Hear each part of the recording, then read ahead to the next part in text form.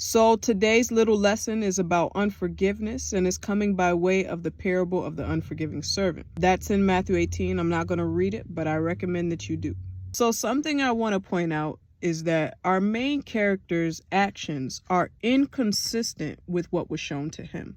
He laid hands on the man that owed him money, but the master didn't lay hands on him. Where did that behavior come from? He should have copied what the master did for him.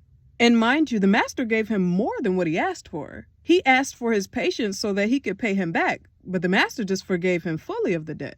But the main thing I want to point out is that this behavior happened when he left the presence of his master. He didn't do that in front of his master. He did that when he left. Why is that significant?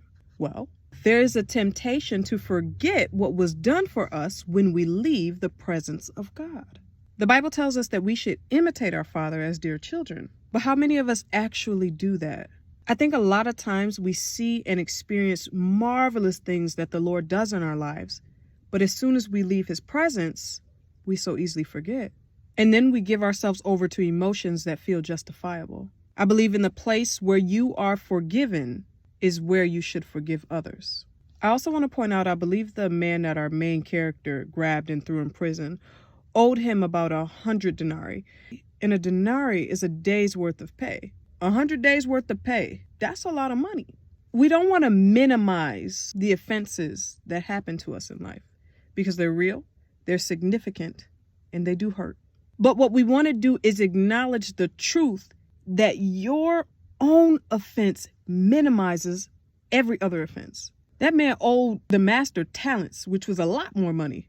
Your own offense, your own sins, they minimize other offenses. Not because we're comparing them and putting them on a scale, but because we're acknowledging that we don't have what it takes to pay it back. He forgave you. You have to forgive others. Forgiveness is a very big conversation. There are definitely layers to it. I mean, physical, emotional, spiritual, all the layers. But my main point that I want to make is stay in the presence of God. Forgiveness is already a difficult enough thing. Don't make it harder for yourself by leaving the presence of God. I know you didn't ask, but I'm happy with the way my drawing came out, so I just wanted to share it. It's a little blurry, but it came out well.